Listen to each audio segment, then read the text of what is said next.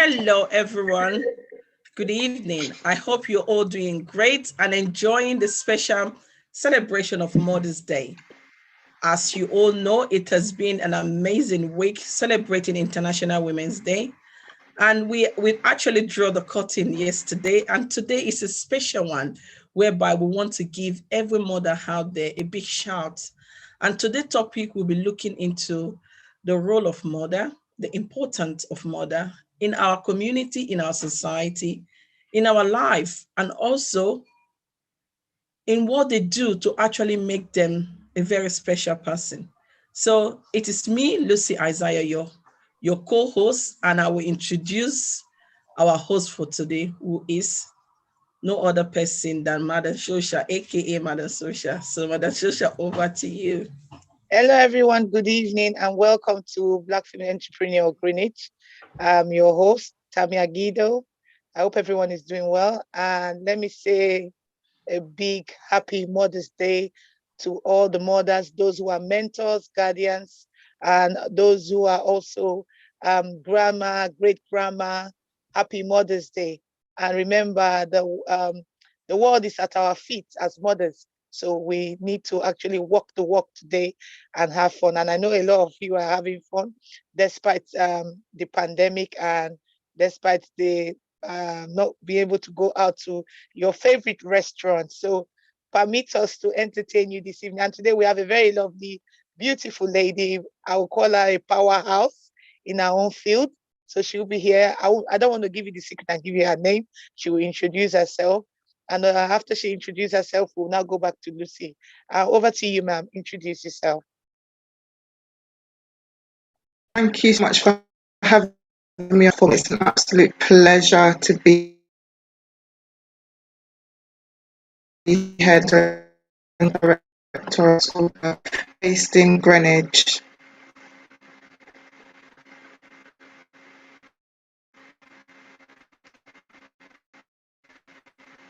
Okay, thank you, Kamel. Lucy, over to you. You are mute. You need to unmute yourself. I mute. Okay, as Tammy has actually introduced, it is going to be a very straightforward event today. As you know, we have a special guest here, Kamel, who has actually done a lot of work. You know, we're looking around and say, who are we? Who's supposed to be our guest for today?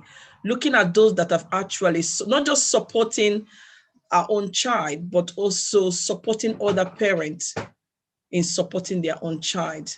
And looking at the foundation that she has set up with the Kiddies Club and the role that she has played, not just in the children's social life, but also in their educational upbringing. So that today's topic will be looking at the role of mother. Who is a mother?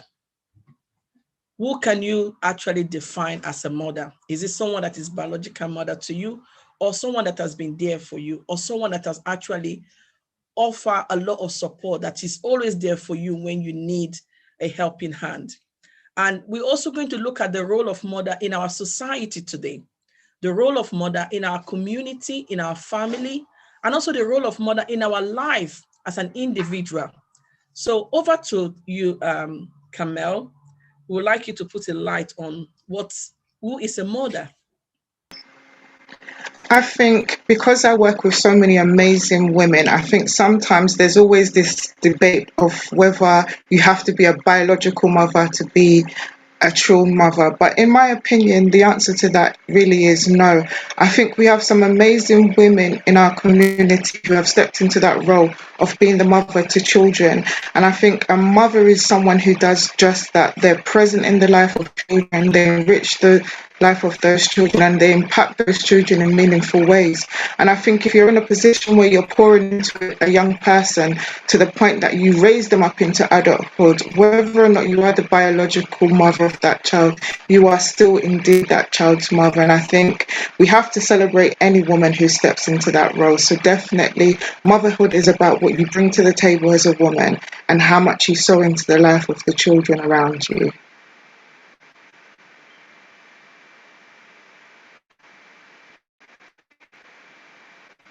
Lucy, unmute yourself.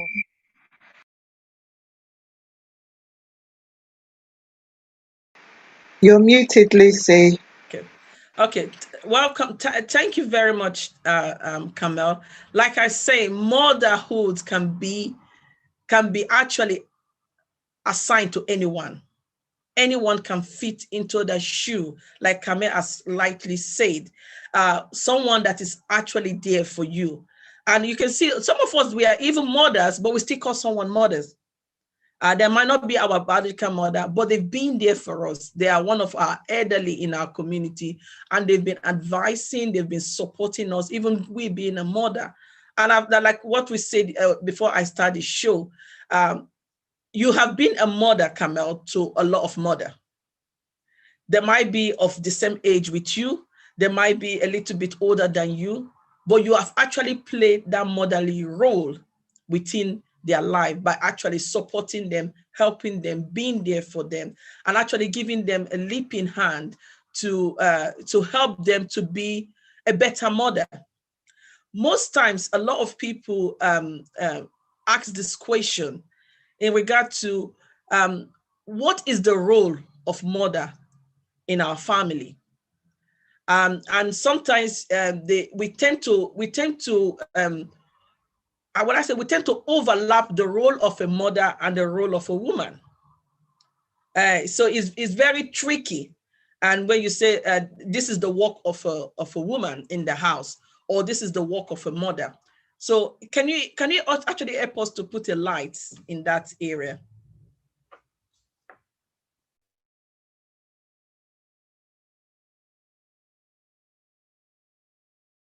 Because in society today, I think the younger generation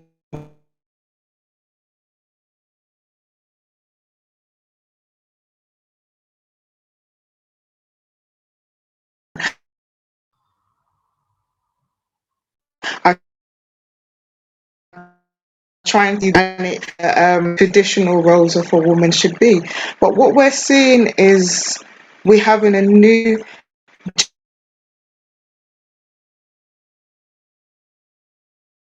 generation who are be a true wholesome violence. Sometimes we separate those expectations of womanhood and motherhood and just say, do you know what, in this realm, I'm the mother. Logical. There will be some, I think sometimes we have to be careful when we try to do together in pots,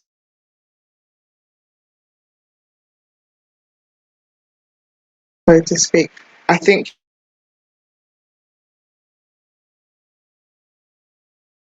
you have to love of that child to ensure that they become great citizens.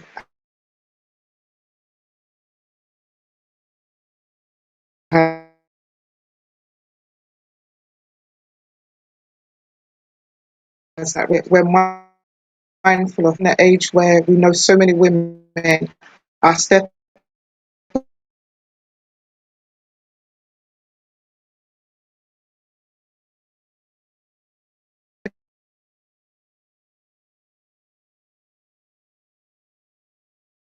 in that role.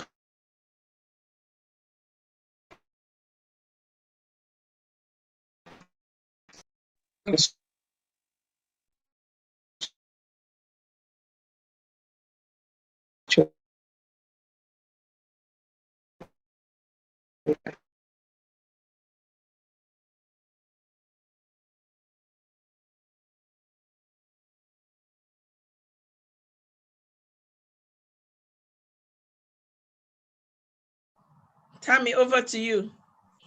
Yeah, sorry guys, we're having some technical issues, but bear with us. I know Camille will be back properly. Yes, being a mother does not mean it doesn't always matter if you're a biological you're the one that birthed the child.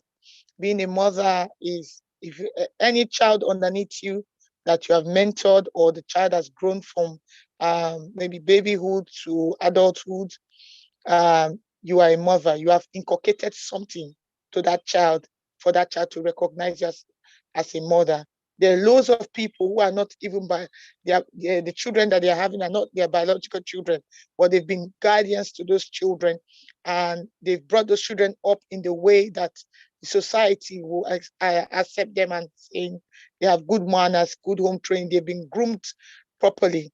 But a lot of mothers today, because sometimes people always say, how did this child grow up? What is the importance of being a mother? The importance of mothers these days, because just a couple of days ago, we talked about a girl child, and we're talking about the roles mothers need to play in the girl child, just as we are talking about that the girl child, the mothers need to teach them a lot of things, because when they come out in the society, we want them to come as a fine gold. Most of them, when you see them, you'll be wondering, did this one have manners? And most of the things that you see young people do, some of the things are things that they learn. They've learned from home, and they come to show it as most of them, they learn so many silly things. Some of them, you will see their parents reflecting in them.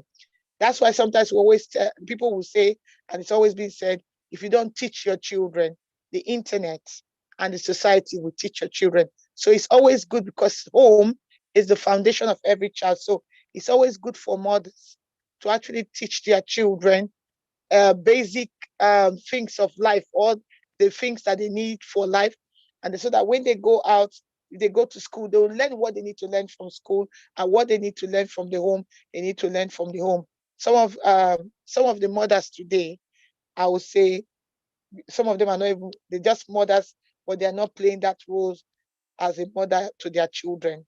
Some of them are just neglected their duties, their role. Some of them are even tired, and they don't mind giving their children to other people. But today is Mother's Day, and the reason we're celebrating mothers, and the mothers we are celebrating, are those mothers who have actually shown affection to the children, groomed their children, and put a new thing as teach their children what life is all about, and how to behave in society, how to go to their day-to-day life.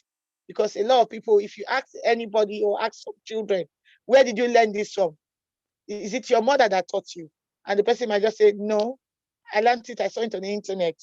And so we mothers too, we need to actually, I know we have a lot in our plate, but we need to actually put eye to details when it comes to our children.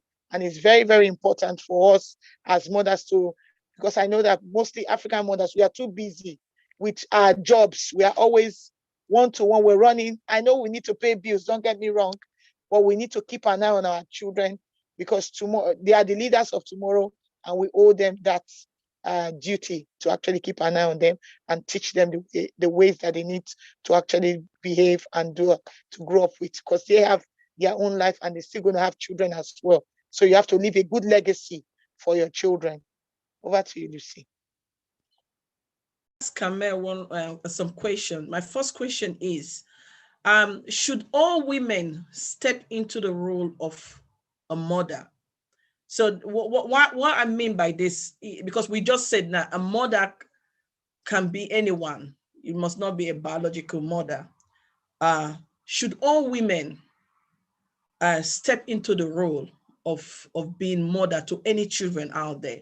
In the sense that if you see a child doing something that is wrong, you should help to nurture that child. If you see a parent struggling to bring up their child, you should help in advising. Do you think all women should step up into the role or into the shoe of being, when they're out there or in the community or in a family, they should step into that role of being a mother to any child, so that we can have for the child to have a better life? I feel like you do recognize that some women may not necessarily be equipped to step into that role. So I think it comes down to have this skills. We do recognize that within the community, if some child isn't doing well, then the chance that the knock-on effect of that will come and meet you in some way, shape or form. It's like saying, as long as the children in my household are okay, everything is okay, and not realizing that if the society and the children in society will touch you at some point. And so if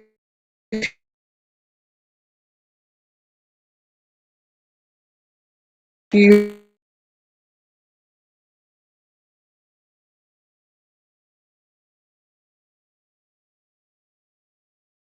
have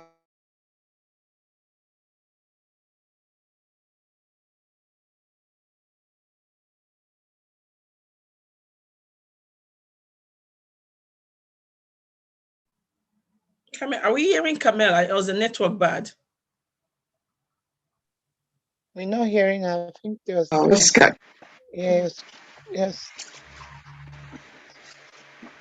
you're not hearing me. No, I think Now your network, yeah, your it's network fine was now. breaking. Yeah, it's okay now. Is I've tried to adjust to see if I can make it better, but I do apologize, ladies. I just think it's where I am. The connection's not very strong. But I was just really just trying to say that we have to look at it in terms of it takes a village to raise a child. And so different people within the village will be equipped to do different things. And I think if you are capable and able to support another woman to raise her child, then by all means do so. Because as I was just trying to say is that we have to recognize that if every child in the society is thriving and doing well, then every child will do. But even if it's just one child within our community that is not thriving, that is, is not being supported, if that child decides they're going to destroy everything, then the impact will be felt by us all. And so it's important that as a community we come together and we support each and every member of our community. And so if as a woman you're in a position where you're able to step into that role as a mother, whether it's in your church, whether it's in an after school club, whether it's just to the woman next door, then by all means we should be stepping into those roles and doing so. But going back to the question of whether every mother should, I sometimes feel that the answer would be no, because not every woman is equipped to do it. So yeah, that's my take on that. Thank you, Lucy. Yeah, thank you. My next question is looking at the the things happening to our young people, especially our boys, into gun, knife crime, and a lot. There was the other day there was a stabbing in Woolwich, and not this happened all the time. And again, going back to our BMA women, our Black women, do you think we are doing enough to actually support our children? Or do you think it's the system that is not giving us the proper tool to support our children? Just maybe when you answer this question, I'll go to my second question. There's so many layers to this question, because I think, yes, it's a societal problem, but at some point as mothers we do have to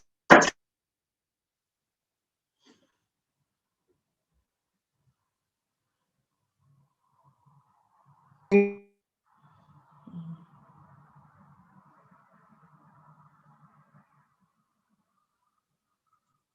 think Camilla is breaking off again.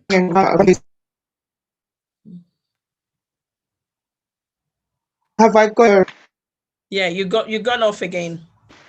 okay, but can you hear me now? Yeah, we can hear you now. Yeah. Okay, so I was just really saying that if mothers are not equipped to deal with certain pressures, certain issues, then we are going to see certain failures happen. But also as a society, there aren't certain things in place to support these mothers. So yes, in some cases, we have to look at an individual case by case thing.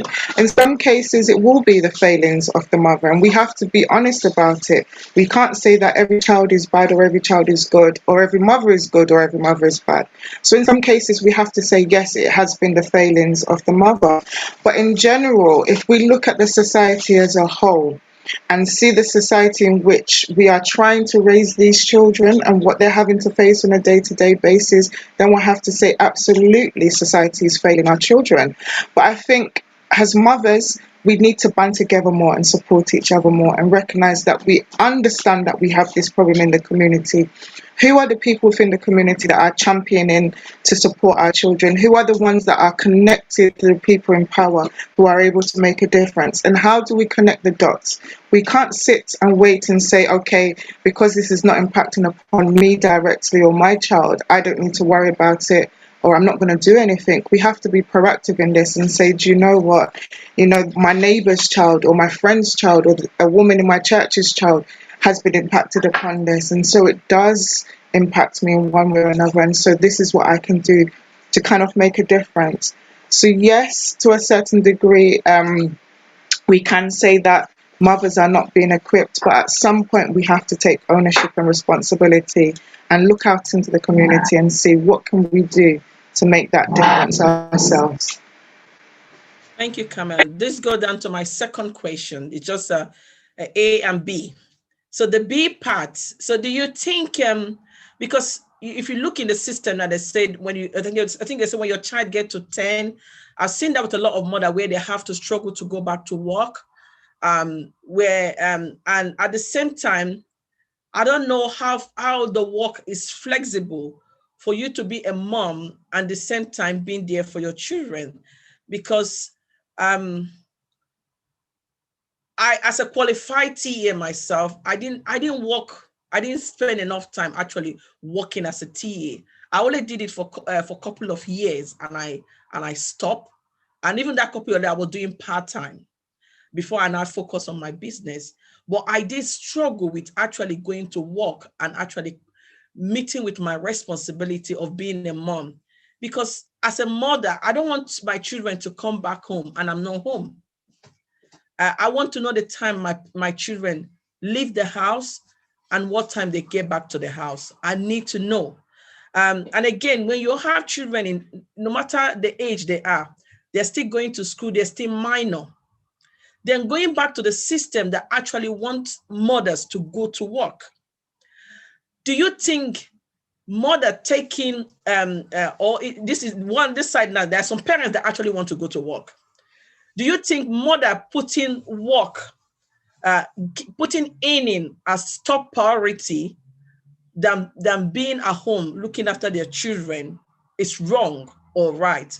And secondly, do you think the government policy of actually putting a cap on when your child gets to this age, you need to go back to full work, it's actually affecting our role and also making our children vulnerable to be abused by their perpetrator that actually use them for other form of criminal activities? Okay, so once again, many layers, but I think the chosen word that you use is priority. I think as mothers, we have to look at what is the priority to us. Yes, we have to pay our bills and we have to meet our standards of living, but we have to also recognize that if we do certain things will be left behind. And so, yes, there will be some women who want to go out to work. If you want to go out to work and you realize that you have children who are under the age of 10, that are going to need your parental input, then you need to put some things in place to buffer that up. So if you're going to say, I want to be a full-time mom, but I have these children, what are you putting in place for those children?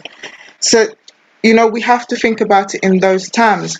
If you decide that you're going to give up your full-time employment to be a stay-at-home mom, what can I do to kind of get that income to ensure that I'm still meeting the bills? It's about looking at it with a holistic approach and recognizing that some things have to give.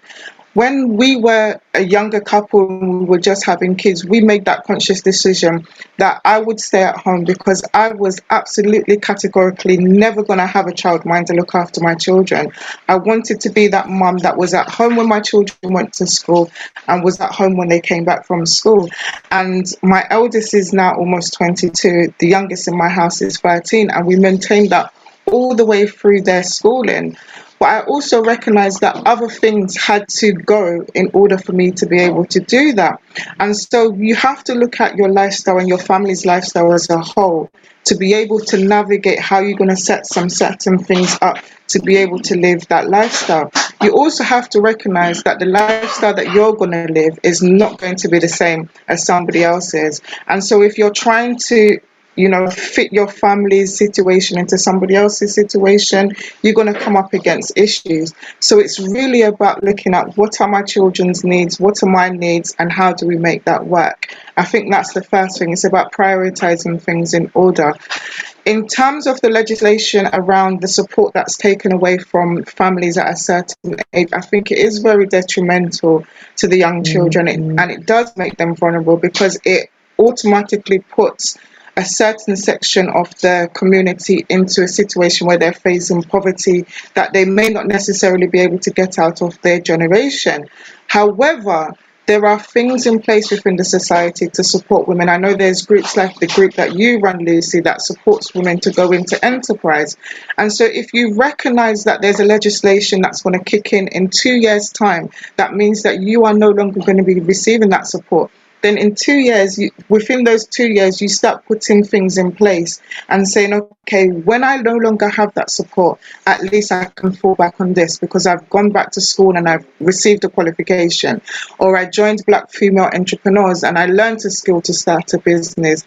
So it's about prioritizing, looking at your lifestyle and really thinking, how do I create something that ensures that my children are not left behind? Because as mothers, the main thing you will hear us say is that we did this for our children. And if we are doing this for our children should not be negatively impacted by it and they should benefit from it. And so we have to be putting things in place to ensure that we're making sure our children are safe and they won't be adversely affected by anything we're doing. So yeah, I think that's the thing that we need to look at. It's often we know these things are going to happen. We know there's a legislation that says this. What am I doing to mitigate that in the meantime? So I think, yes, absolutely, it does put families in a situation where they might be facing poverty or, a lesser lifestyle than they used to. But sometimes we have to recognize that, we have the ability to make changes for ourselves and we do the necessary things to be able to do that. Thank you very much, Kamel. Tammy, I will come to you. This is my question because I have a lot of the people. Some people have thrown in a lot of questions asking, as we celebrate Mother's Day, what are the things that mother need to do? So Tammy, as a single parent, as a single mom, that Kamel has actually talked from the point of view whereby Kamel has a partner that actually they work together, they plan, and they decide one person should stay at home. The same principle applied to me, that I stay at home. And that was why I decided to set up a business, because I know working, and the same principle with you, Kamel. My kid has special needs. I can't see them going to childminder. They won't communicate. They will struggle. So I can't see myself taking my child to childminder too. I want to be there for them. I just want to support them. And reason why I go into business, so that I have that flexible time to be there, to know when I'm at work, and when my partner is back, we can swap and who is doing what and who is working at what time. So Tammy, as a single, we know we have a high percentage of single mother out there. From your own experience, has this actually worked?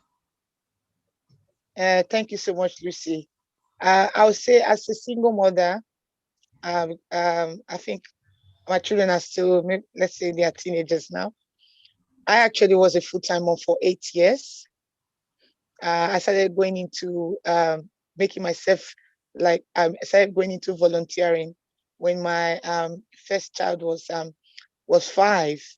So I felt that staying at home for 8 years, because I had 2 children who were not they were not bottle fed. They were doing baby friendly, and it was kind of very difficult for me to give my child to a minder. So I had to resign as a restaurant manager to stay full time with my daughter at that time. So from a single parent perspective, it's quite hard, because you have you can't say you're not going to go to work. If you not go to work, then how can you feed your child? And secondly, when you go to work and you have a little child, there is still that case of child mind that you're going to spend money as well. So you have to strike a balance, go to work, and at the same time create time for your children. And I know from a single mother's perspective, it's very difficult to actually say you want to just leave everything. Unlike those who have partners, they can swap. One person can go to work in the morning and another person go at night, so that we an adult in the house. But it's very difficult for a single parent not to go to work.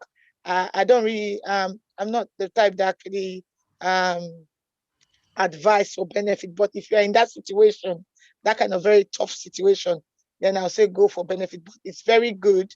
It's either you're doing a part time for you to be able, for you to be a full, for you to be a mother when you're single. You can do a part time job, but make it fit into the children's life, not just saying work, and then you leave them mindless. Because sometimes these children, they need that mother love, they need that love, and there are things that they want to ask you, and you are not there. So you tend to hear some children, my mom is not always there anyway, so I don't care, I'll ask somebody else. So you see some of the children, the traits they show in school is that my mom is not going to be around. We can chat or we can WhatsApp. That's because some of these single parents, they're at work and they have minders, or they have living care nannies that can help them. So I just think that what those who have partners can do, not all single parents can do it. So it's kind of tough on the single parent um, side of it. And I know I've been a mother for the past 15 years, so I know it's kind of tough, Lucy. But I have conquered. I've won the t-shirt, and I'm still spreading the flag, and I'm still kicking with it. Thank you, Lucy. Another thing I want to ask, I know we talk about single parent, we talk about those of us that have partner. Now we're now going to single parents that are near recourse to public fund. These are people that cannot claim benefits. These are people, and there's some that still have their case pending in the home office. And they are mothers. They have children. They live in our community. What advice do we give to this mother? I don't know. I'm just, because sometimes these are women that we that are within our community, and they struggle day to day. And I know, Kamel, you might have come across some of them throughout your work. And I believe this is one of the aim you set up that organization to actually support those children. And then not just they are not being there or they don't have the support, but in terms of school meetings, the work they do does not actually permit them to go to parent evening. The work they do, because they're trying to get ends meet, they're not able to play their role and to be there for their children in terms of their homework or support them, or they're tired. So from your own experience, working with some of these moms and that have these challenges, what support should we do? Or those of us that have the opportunity to speak to decision makers and those that are actually making decisions, what should be done as we celebrate Mother's Day to make mothers' role more effective within their children's life? Okay, so I think in terms of mothers who have no recourse to public funds, I think often they find themselves in a position where they think because they don't have access to public funds that they cannot access things within the community. And I think first and foremost that we need to make it very, very clear that there are services that they can access, there are groups that they can access. I know a lady can come to your group and they most definitely can benefit from the services that we provide. So it's about, if you have someone in your community that you know is in that position, that you make every effort to signpost them to places, organizations, community groups where they can get the additional support that they need to be able to meet up with that role. In terms of parents' evening and meeting up with their school commitments, Something that we did really, really well for the families when the children were much younger was to say, if you know you're in a position where you're working and you cannot attend school trips and PTA meetings and parents meetings and plays, have another mother in that school that you say to your child, this is your mother in my absence. So as long as you see this mother sitting in the audience, know that I'm here. And that woman will take the pictures at the plays and the assemblies and they'll send it to you. The questions that the teacher has or the child has, they will collect those for you and they will bring them back to you. So it's about creating that support network around yourself so you realize you're not alone. And so your children also realize that, because I think when my youngest was about 5, that's when I realized that, because I've never missed a prayer in assembly, and I think that's because I've been in that fortunate position to be able to say that. But I remember sitting in the audience and looking at the children, looking for their mums coming in and realizing that the players started and their mums not coming. And that look of disappointment of them not having someone there. And for me, I became that person for so many other children. I'd stand up in assembly and I'd cheer them on, I'd call out their names and, take the pictures for them. So I think it's about creating that family, that village around you if you're in that position.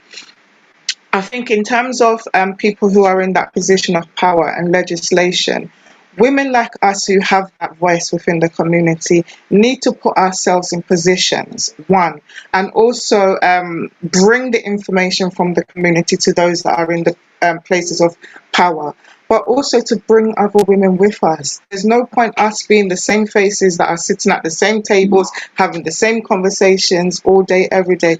We need to bring women along with us. And if they're not skilled and equipped to be able to sit at that table, then we need to sit and have our meetings beforehand and say, when we get there, this is what you say. When we're going there, this is how you will dress.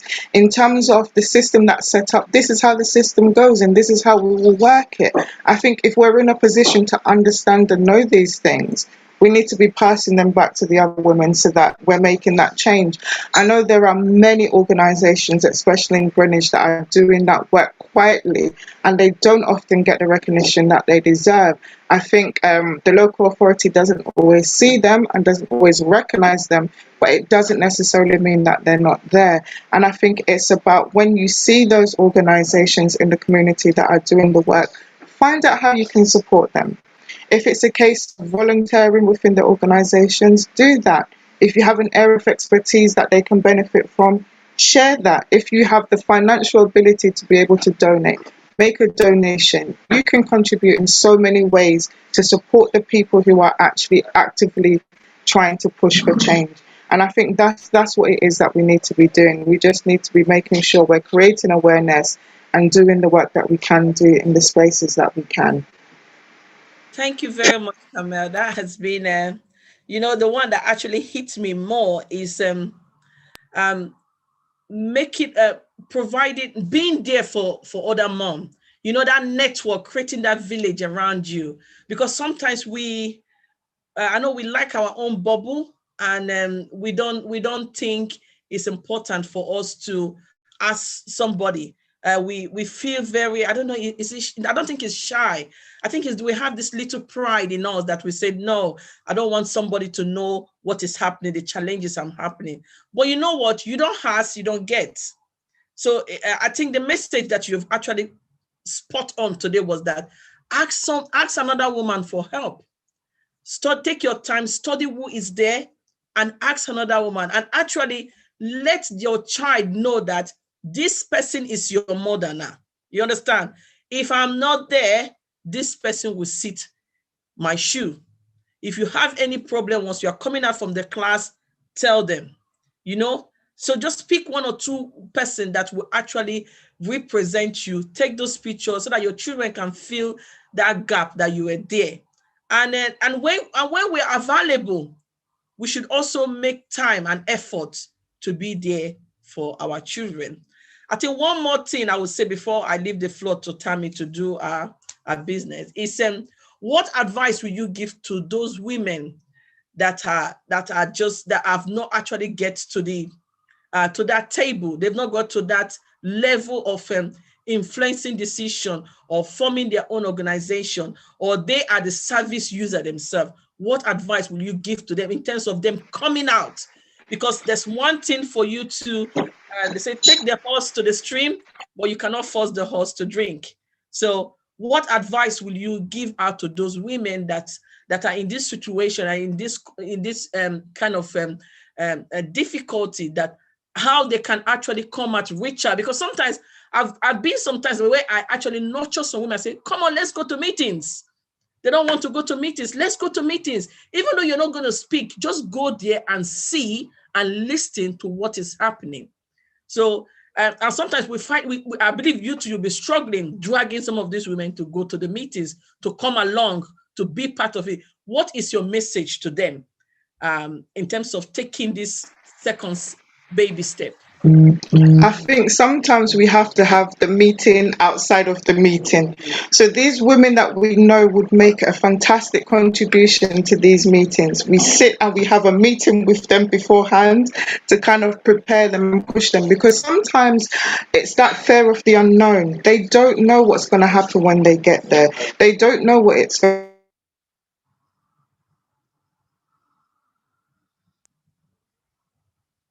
I think we lost Camille there.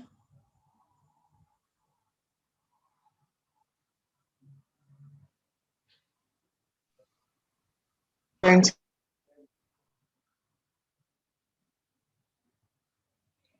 We lost you, Camille.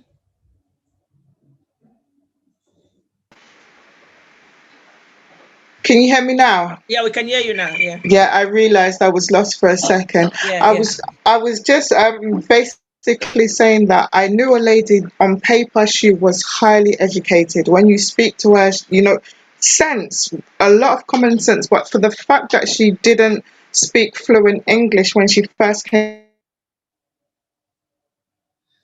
She's gonna go.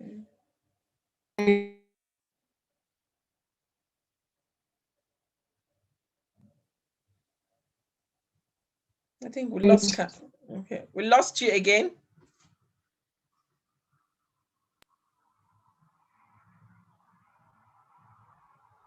it's 8 spaces where they feel comfortable, connect the dots for them. In the gaps that they have in their skill set, help them to meet those gaps so that they feel equipped. Break down the stereotypes of what it means to sit in local authority meetings and community meetings. Break down the sense of overwhelm that they might experience going to those meetings for the first time, by saying to them, just come and sit in the back for this time and just listen and observe. You don't have to be there as an active member. Just come and see what it's all about, and then you tell me what you think afterwards. Sometimes it's about coaching and nurturing them into those spaces. And also sometimes it's about finding out what they are passionate about, because when you're passionate about something, nothing can stop you from doing it. And so if you can match them to the one thing that they're very passionate, so whether it's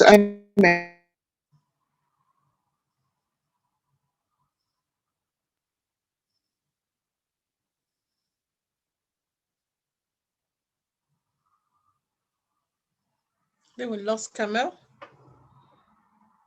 Tammy. Yeah, I think we've lost her. Okay. What I'm just gonna which say. Okay, I think she's back. I think she's back. I'm so sorry, ladies. This connection is not great at Yeah. all. It's not great. And I'm just like, just keep championing them, keep championing them. But I think that's what it is. It's just about just keep giving them the opportunity to be present, and you keep being present. Don't give up on a woman because you don't feel that she's moving as quickly as you want her to, because different women move at different paces. You might need to step back a little bit, but come back and revisit and say, okay, are you ready now? Is there something I can do to make you be ready to be able to step into this role? So it's about meeting them where they are sometimes, and then taking them along with you on that journey, because everybody's at a different place in their journey. There are going to be women that are so far ahead of you, who you are aspiring to or looking up to, and are following, and they are pulling you along. So exactly the same way they pull you along, you reach back and pull someone along with you as well. So it's about never giving up on them, just continuously creating the spaces that allow them to be a part of the decision making and being a part of that segment of the community. I hope that with all the disruptions, what I was trying to say actually made Yeah, sense. it does. It Okay. does. Thank you, Kamel. I've finished my question. Over to you, Tammy. Yeah, thank you, Camille. I know that it's the network issue, but yes, we actually still got your point. Thank you very much. I think a lot of this is going to benefit from what you've said today. Guys, I would say it has been a fantastic week. It has been a brain box from Madam CEO herself. It has all. I know Madam CEO is tired. She will not say it, but she's in she's in brain box, and I'm the second brain box to this issue. We are actually like, we've been told that we should stop putting ourselves at the bottom and always put us at the top. So, guys, it has been a fantastic week. We've really enjoyed this week with you guys. Guess what? We're going to advise everybody, try do your MOT with what they've said during the pamper yourself, actually, and make sure, create time for yourself. Get your diaries. You might not know how busy you are, but you are busy. Get your diaries, get your Android phones or your iPhones. They have calendars. Put all your day-to-day activities on it. Like Kamel said, try and make networks. You need to have networks in your children's school. When you're not there for parents' evening, you have a friend that will be there, sit for your kids, so that you could have knowledge of what is happening to your children. Because what I've learned from what Camilla said now, most of these ladies who have no funding and they have no resource to funding, they are very intelligent ladies. You are, if you don't have funding or you don't have this money, you need to join some workshop, join organizations. There are lots of organizations in our community that could help and put you in the right direction. You never can tell when the workshop you're going to be a part of will be the one, your driving force tomorrow will be your, I would say it will be your butter and your bread tomorrow. So please, always make networks. Don't, no question is stupid, no question is foolish. And I know this week, I want to say thank you to all our guests. Want to first of all say thank you. I will ask Lucy to actually say some words about that. I want to say thank you to Councillor Adele. He actually opened the floor for the International Women's Day. We started that on the 7th of March. And also want to say thank you to Councillor Anne-Marie. That's our dancing queen. We want to say thank you to Councillor Avro. She was one of our, Lucy will say is our mentor, and she was one of our patrons that gave us a good advice on motherly angle. We also want to say thank you to Councillor Danny, the leader of the council. He was here on our platform as well. We kind of had a lot of councillors here. And also we want to say a big thank you to all the women, even the ladies, the girl child, the youth. We want to say thank you to Lottie. Lottie came on this show and it was really, really, we learned a lot with the baking part of it. We want to say thank you to our very own Councillor Ivis Williams. She was here as well, and she gave it, she gave us an example with the £10 note. If you squeeze the £10 note, it's still the £10 note. So women, you know, you are still, even if you feel that you are low, you're still a woman and you have a very big, important role in our community. Women, I want you to remember you are priceless. You cannot be bought in any place. You cannot have a photocopy of yourself. You are the original copy, and always square your shoulder and raise your head high that you are very important in the society. As women, the society needs us. Without us, the society can never move. Over to you, Lucy. Thank you. I just want to use this opportunity to say we are blessed. We are honored in Greenwich. The amazing panel, women that have been on the panel. And I'm using this opportunity to speak out to the local authority. We have brought out some amazing people. Look at Kamel today. You know, these are people you need to put in your committees. There's a lot of committees that have been set out in RBG that lack our women to be there, especially our Black women, our BMA women, need to be in this position. There's a lot of committees I know, scrutiny committee, this committee that has been set up by RBG. We need to see our women being represented. You must not be a counselor to be on that table. You must not be one stakeholder, one degree holder, one what. As long, all our community leaders, all our women-led organization need to be sat on different panels, because this is where you get first-hand information of the issue affecting our community. This is how you get productivity. This is how you get a system, a mechanism that actually work to a better outcome. You cannot ask someone, like for instance, somebody that actually repair a chair to come and tell you how to fix a fridge. You need someone in that expertise. And it is not only when somebody go to school to acquire knowledge that actually make them special or make them, what would I call it, giving them that expertise. Sometimes your community knowledge, your experience of working, as I say, working experience. A lot of our women that have come to our panel this week, you can tell that their community experience of working in the community, 10 years, 15 years, 20 years, we actually go a long way to help those committees that you have set up in our borough. So we are calling upon, that is why we decided to roll this event for a week. Because sometimes they say, if you be the change that you want to see in the society. We did this event to be the change that we want to see in Greenwich.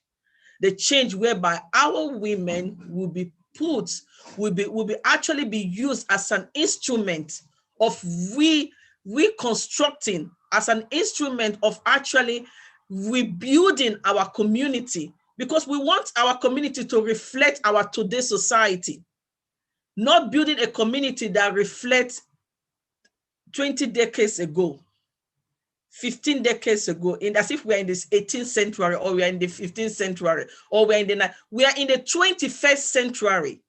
And you are looking at everything happening in our community. It has to reflect. For you to say the 365, Black History Month, 365 matter, you need to actually start using those, our community, our women, especially our women. You need to put them in those seats of authority so that they can help to change our system.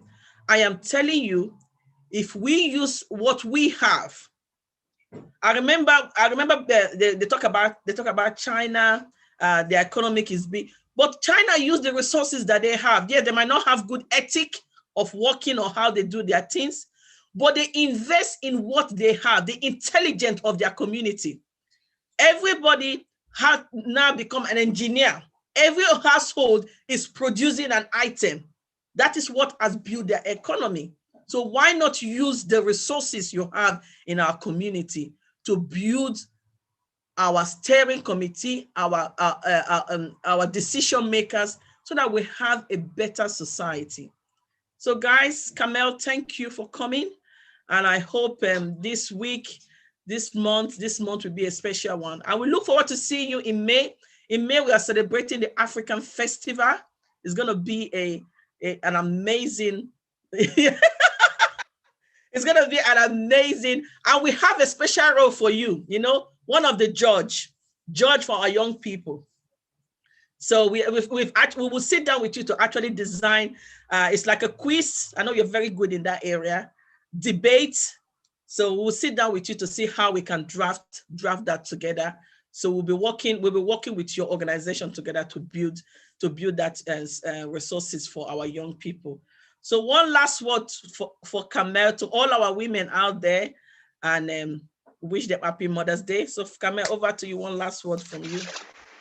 I think the thing I would like to leave women with is to remember that you are special, Remember that you are perfect just the way you are, that you have ability to make change in places that you would never imagine just by showing up. And so continue to show up, continue to shine, continue to live as only you can. Celebrate yourself. Remember to celebrate the women in your community, and have an absolutely fantastic Mother's Day. Thank you. Tammy, close the day. We want to say thank you to all Black Female Entrepreneur Executive Board of Directors. We love you, Monica and Mercy. We love you, and we say happy Mother's Day to you guys. And guys, we'll see you when we come back in next month. We need to take a break and do our MOT. Have a wonderful Mother's Day, everybody. And goodbye from our side. Bye-bye. Bye.